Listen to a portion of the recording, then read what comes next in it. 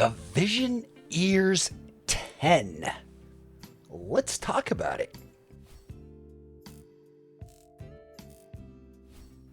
Now, this is a 10 driver IEM that costs around $3,000.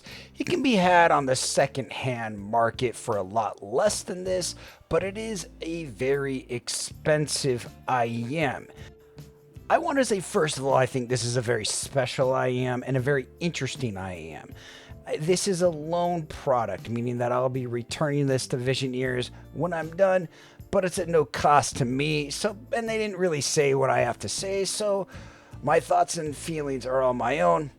And so let's get into the video. Usually I compare this to the Magic 1, a very small, dainty IEM, but I wanted to show this in comparison to the Elysian Acoustics Annihilator, because it's kind of like my daily driver. You'll notice how different they are in size. They have different build qualities, while the Vision Ears 10 is a little bit more resin-based, and it is also a lot more thin as far as an IEM goes. It's a very slender, slight IEM. It has like almost a ribbed inside where there's like texture on the inside of the IEM. Around the nozzle, there is a little bit of texture, so ear tips are easy to stay on. The shell is excellent. In the little care package they gave me, they did include some stickers. I am going to keep these stickers, and I didn't get permission for it. They're pretty awesome. I kind of like their style. There's a nice level of accessories that come with this. There's a cleaner and a few other things that come along with this. So that's kind of a nice little feature. You get some nice tips in here, and these are very expensive high-end tips, and they are overall very nice, and I've used other ones like these before. The tip selection is very high-end and very clean. Inside, it also gets some filters and how to change them. You also get a nice little cleaning brush that is very plush and very nice. There's also another set of SpinFit W1 tips, which are some of the best in the world. Now the cable. You can see the right and left connectors here. It is a very shiny, pretty cable. It feels and it has a very nice feeling when I just hold it in the hand. I don't get this feeling from most cables, so this is kind of one of my more favorite cables. Just the look, the feel. It's almost like a satin sort of a feel to it. It's nothing less than exquisite. I have absolutely no problems with this cable, and it is one of my favorite cables. I believe you can buy this from Vision Ears, and it is a $500 cable, and it is a legit awesome cable. It terminates in a 4.4, has a little Vision Ears branding. If you go to the Y-split, you also have a custom Vision Ears look, and it has a chin slider that stays in place like a boss. No problems. Fantastic cable. The case is leather, feels good in hand. It's one of my favorite cases. It's magnetic, and it just looks and feels premium. I like the feeling of leather on my hands, and it is a premium feeling case.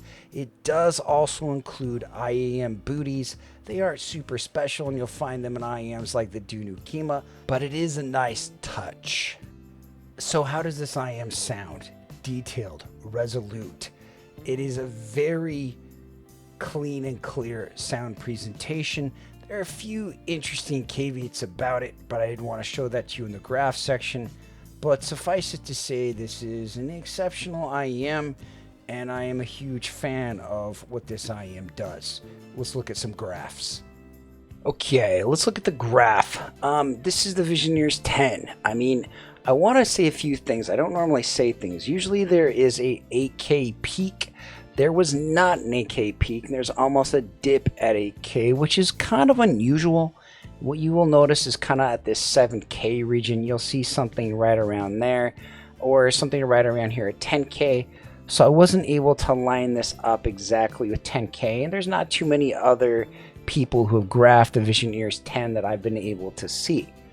So my personal opinion is that, this graph might be a little bit off, but it does give a great idea of tonality. And sometimes you do get coupler peaks at around 7.5K or around 7 or a little bit afterwards. And that's, I think, kind of what the case is with this IEM. So what do you notice? Nice upper mids, a lot of a lot of sub bass and like this lower mid range, like with the bass shelf starting very early. It's an interesting set that may not be the most clean and a little bit warm leaning, but all in all, it sounds to ear fantastic and has a great fit and great flow to this IEM. Its treble is extended and it feels like it's all coming across as a natural, clean presentation, and I like it a great deal. Now let's look at the Vision Ears 10 versus the Fat Frequency Grand Maestro. Now there's a lot of different settings, and I finally did get around to putting these all together so you can kind of see it. And you'll notice some different spikes here. You'll notice that the Grand Maestro has more sub bass and a little bit less of this kind of this warm feeling tilt. The treble extension on the Vision Ears 10 for me really makes it a fantastic set. I love the fit. I love how it sits in my ear. The Fat Frequency Grand Maestro, you know, it's a great set, but part of the problem with it is a massive, just massive shell. And it's one of the largest shells IEM that I've ever had. And that becomes kind of the problem of why I sold it. It also has all these different features, like all these different modules and a different switch where sometimes one side will switch and the other one. And it can cause a lot of problems. And so for me, what I want in a end game style IEM is a comfortable IEM that sounds good with one single sound signature that's easy to cable swap if need be. The Vision Ears 10 does that, and it does it quite well. Now, we look at some other ones. I recently reviewed the Musa, and you can tell, you know, the Musa has way more sub bass. This is a little bit more of a mid bass section, but they kind of have that similar sort of curve. But what you'll notice is part of my problem with the Musa was it did have quite a bit of that mid treble region, which I didn't particularly like.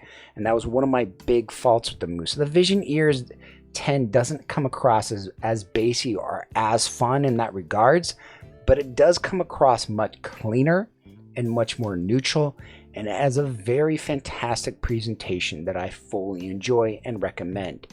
Another one to look at is the Fei Wan. The Fei Wan and the Vision Ears 10, you know, they're almost identical in so many ways, except this 5 to about 9K region, where they almost look like they're mirror opposites of each other, which is actually kind of funny.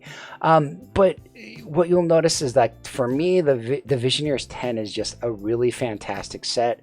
The dip right here really helps with certain tracks, and it makes the Vision Ears 10 less fatiguing, more of an all-arounder, one of those sets that I would want to listen to for a great deal of time. And I frankly absolutely love this set, and I think, you know, comparing this to some of my other favorite sets, you can kind of see why based on tonality. Another one to compare this to is another expensive set from AME, the Raven. You'll notice like the Vision Ears 10 is a lot warmer, and it has a little bit better treble extension. For me, it's just kind of a better, more enticing, fun set, and that's just something kind of to note. One of the last comparisons we have is versus the Annihilator. Now, the Annihilator is my favorite set, but it is chunkier. It does have a different bass shelf, like a little bit more sub bass, but I kind of think there's the reasons to like the Vision Ears 10 even more. Easier to fit, fantastic sound. I think they both kind of trade blows in their own kind of way. I think you might like one or the other depending on what you want out of an IEM. Honestly, if you're at the point where you want to buy one of these, I think both of them get a strong recommendation. But if you're worried about, maybe you have small ears and you're worried about fit or worried about cable swapping, the Vision Ears 10 it fixes a lot of the problems with the Annihilator. I still think the Annihilator has a little bit better bass, a little bit better of that extension and sparklies and twinklies. But as far as comfort goes, they're in different miles, and that's something massive to note. Alright, the Vision Ears 10, let's rank this guy up. Overall scale, it's a solid S tier IEM. Like, everything sounds natural and clean. It doesn't have phony treble extension or anything too crazy. I think it's a really nice neutral set with a great deal of warmth and fun. It does a lot of things really, really well. It has like a safe tuning where it doesn't really excite you too much, but in that safety, it's really fantastic and really quite amazing. Like if someone gave me the opportunity to switch my Annihilator for a Visioneers 10, I think I would take them up on the offer. Right now, they're both trending right around $1,800 to $1,900 on the used market. I really think the Visioneers 10 is a fantastic set. I think it's endgame. It's one of my new favorite sets, and that's something to note.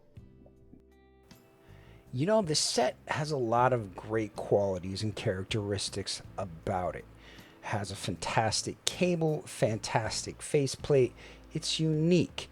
It's from a company that's been doing this for 10 years, and it really shows. It feels like a really great build quality design to the IM, and the cable is absolutely fantastic, and it's easy to swap out. The accessory package and the overall unboxing experience are nothing other than premium.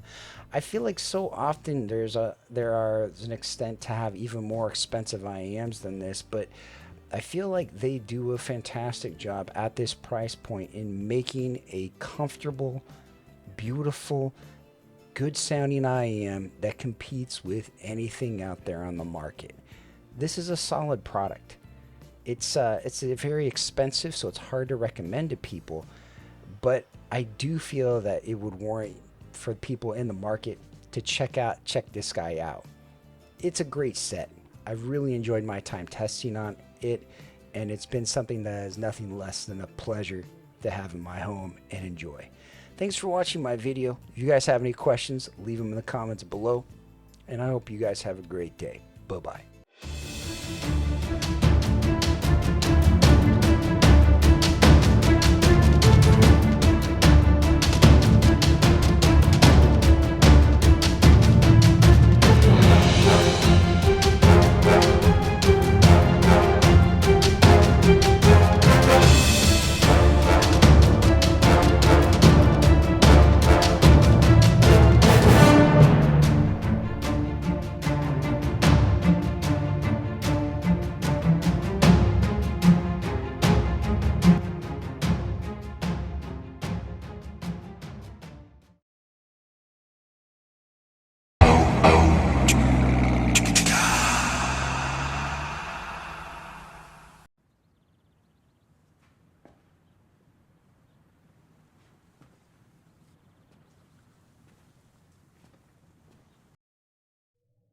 You're still here.